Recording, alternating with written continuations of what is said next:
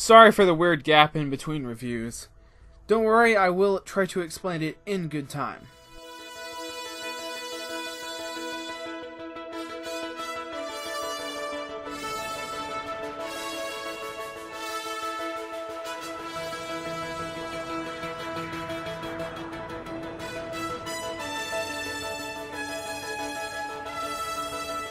The Amazing Spider-Man is an explosion of ass cancer that's so disruptive it'll tear new rectums throughout people's brains. I decided I'd cut down on the build-up to my thoughts on this god-awful piece of filth and deliver you a quick soundbite on how this movie makes me feel to start us off.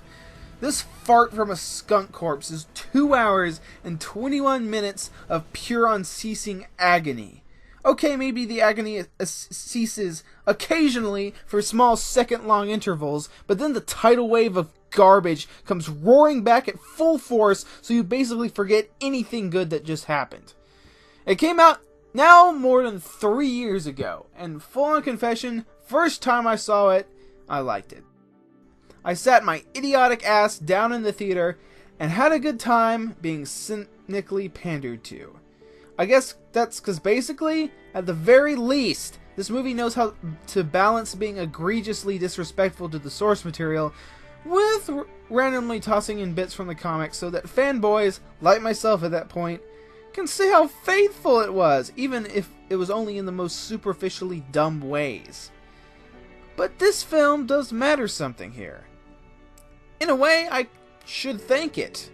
The Amazing Spider-Man 2 made me into someone who cares about being critical towards film.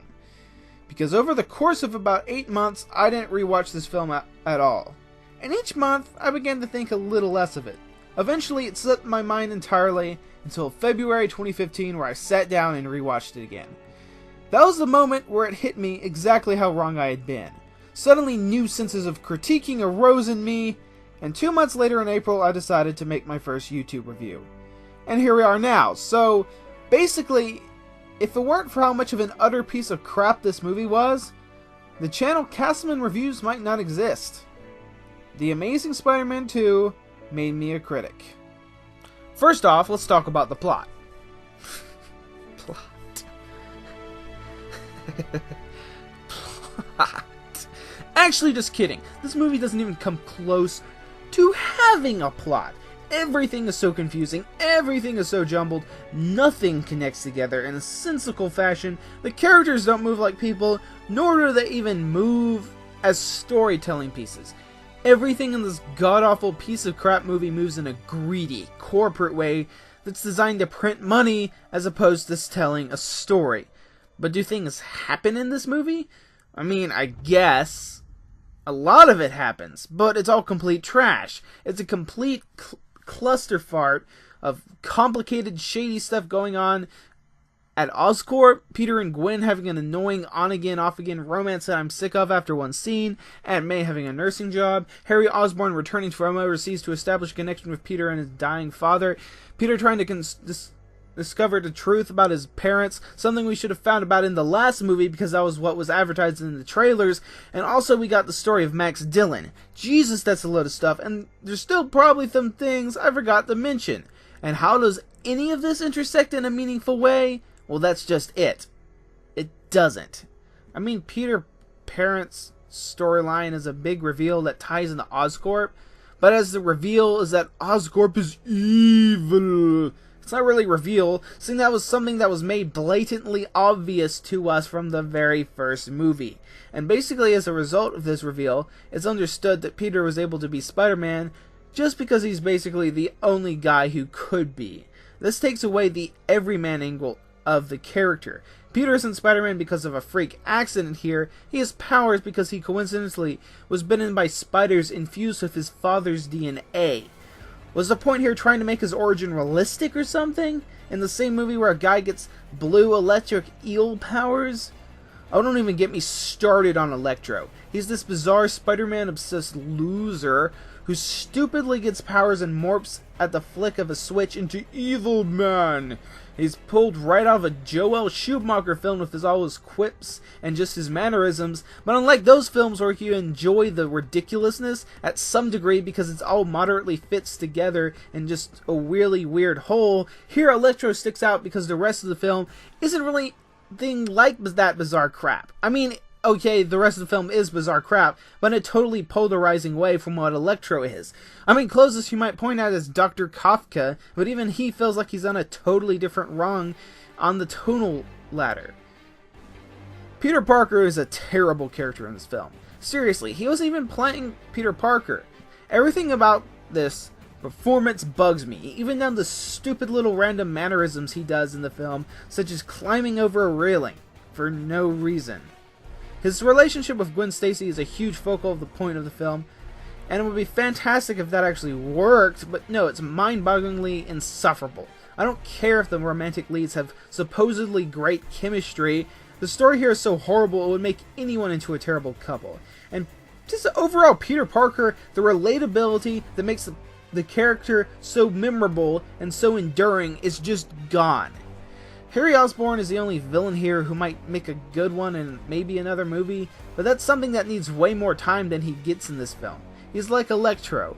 One little action from Spider-Man makes him lose his mind, leading him down a path to where you get the Jimmy Neutron, meth head, butthead, goblin fart. Why is that every version of the Green Goblin we've got, the looks gets progressively more terrible and terrible every single time, especially seeing that the first time wasn't so great? Of course, then as everyone saw coming, the Goblin gets Gwen killed, or something like that, which they basically told us was going to happen since the first trailer they made way back when.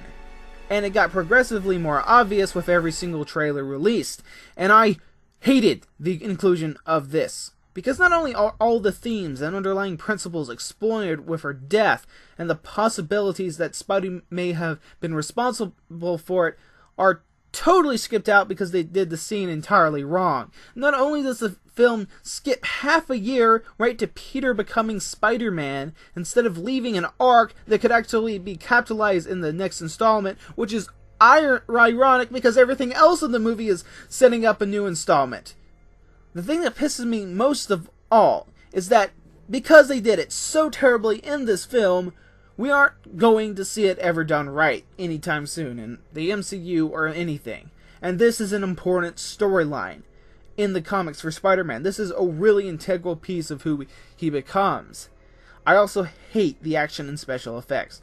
Spider-Man looks incredibly fake and moves like you might expect a cartoon character to move. And even though this is the longest Spider-Man movie, this only has 3 full fights with supervillains. 1 with Electro at the hour mark, and 2 near the end with Electro and Goblin that could technically be considered just 1. This is because they're so focused on setting up dozens of advertisements for idiotic projects that'll expand a new cinematic universe. Oh, not to mention how crap the score is by Hans Zimmer, possibly one of his worst works ever. Is there anything I like in this movie? Well, the scene where Aunt May tells Peter that he's her son is quite nice, except it's thrown to trash a couple seconds later. I also like 1 or 2 little superficial Spider-Man moments. And that's it! This movie can go die in a fire while being pried open with a rusty butter knife while being peed on, and it's honestly not only one of the worst superhero films ever made, but one of the worst movies in general. The Amazing Spider-Man gets a 0 out of 10. Thanks for watching, share, and like if you want, and if you feel inclined sufficiently or whatever, you can subscribe. And next coming is Spider-Man Homecoming, the review.